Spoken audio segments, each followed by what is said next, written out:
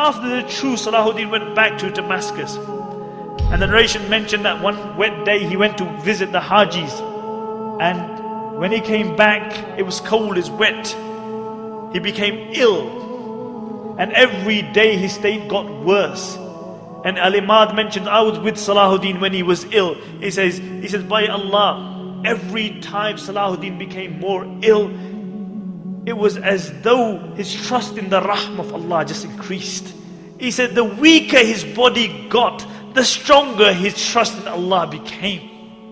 And even in that state, Salahuddin couldn't go to the masjid anymore. But he insisted on praying salah with Jama'ah. And they would bring an imam, they would help him up, and he would pray salah in Jama'ah. On the 9th day, Salahuddin became unconscious. And Shaykh Jafar mentions that I was reciting the Quran by his bed. And when I reached the verses, Wallahu la ilaha illahu, alimul ghaybi wa shahada. He is Allah and no Lord besides Him, the knower of the unseen. He says Salahuddin had been unconscious for a while, and I heard a faint voice saying, Sahih, you have spoken the truth.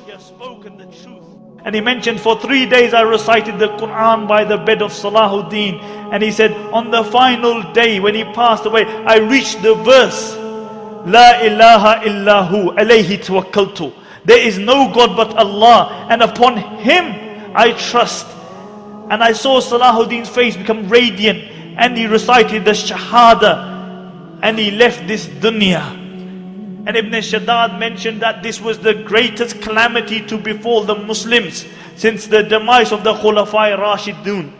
Ibn Shaddad mentions that many times I had heard the saying that I wish I could die on this place. And I always thought that this was an exaggeration.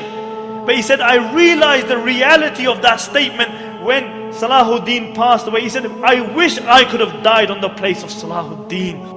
And Abdul Latif, the famous physician, says that he was mourned like a prophet because everybody loved him. The good loved him, the bad loved him, the Muslims loved him, the non-Muslims loved him. Everybody loved Salahuddin. And what did this king leave behind him? King of Egypt, king of Syria, Lebanon, Yemen. What did he leave behind him? He left 1 dinar and 47 dirhams, some armor and a horse. This is all he left behind him. They had to borrow money for his janazah. But I'll tell you what he left behind him. He left a legacy behind him. He left a legacy behind him. And this is why we are gathered here today. He passed away at the time of Fajr, and after Dhuhr they brought his body out. And the narrations mention that people screamed and cried as though the whole dunya had just become one place. And many people, when they saw his dead body, they couldn't believe it. They became unconscious. They didn't attend the janazah because they couldn't believe that Salahuddin had passed away, the liberator of the holy lands. And how was Salahuddin buried? They had to borrow money for a janazah. And Qadi Fadil gave a fatwa that Salahuddin should be buried with his sword, so that on the day of judgment when he's resurrected, and one of the 7 people who is under the shade of Allah is Imamun Adilun, a just ruler. When he's under the shade of Allah subhanahu wa ta'ala, he is leaning upon his sword. So everybody sees that this is the liberator of the holy lands. And on his tomb they wrote, because this was the man who liberated, this was the man who flung open the gates of fortresses and castles of the Christians, one after the other. And on his tomb they wrote, Oh Allah, as his final victory, open for him the gates of Jannah.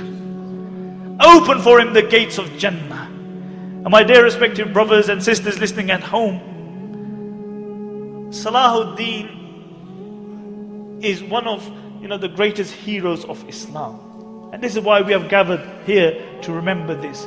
But the problem with many Muslims has become today, or with all Muslims, is that we live off our legacy. As a poet says, he said the Muslims come to the grave of Salahuddin, and they come again and again. And what do? They stand by the grave of Salahuddin and they say, Qum ya Salahuddin, Qum. Oh Salahuddin, stand. Stand up, oh Salahuddin. We need you. Can't you see what's happening in Iraq? Can't you see what's happening in Afghanistan? Can't you see the supine, spineless leaders that we have? Oh Salahuddin, we need you to liberate the holy lands. The poet says they come and they say, قُمْ يَا صَلَاحَ الدِّينِ قُمْ حَتَّى اشْتَكَ مَرْقَدُهُ مِنْ حَوْلِهِ الْعَفُونَ. He says, they come to his grave and they say, oh Salahuddin, stand, stand. Until his grave began to complain about the stench around it. And the poet says, كَمْ مَرَّةً فِي الْعَامِ تُوقِذُونَهُ كَمْ مَرَّةً عَلَى الْجِدَارِ الْجُبْنِ تَجْلِدُونَهُ أَيَطْلُبُ الْأَحْيَاءُ مِنْ أَمْوَاتِهِمْ مَعُونَةً. He said, how many times in the year are you going to wake Salahuddin up? He said, how many times are you going to whip Salahuddin for your own cowardice? And then he says sarcastically, أَيَطْلُبُ الْأَحْيَاءُ مِنْ أَمْوَاتِهِمْ مَعُونَةً. He said, has it come to the state that the living have started asking the dead for help? The living have started asking the dead for help. Nobody aspires to be a Salahuddin. Nobody tries to be a Umar ibn Khattab or Abu Dhar or Abu Bakr radiallahu anhum or a Khadija or a Fatima. Nobody aspires to be like them. We live off our legacy. You know, we remember these people, but none of us aspire to be like them. We can't be cowardice because we believe in a hereafter. You can't celebrate the life of Salahuddin and Umar ibn Khattab and then be cowardice yourself.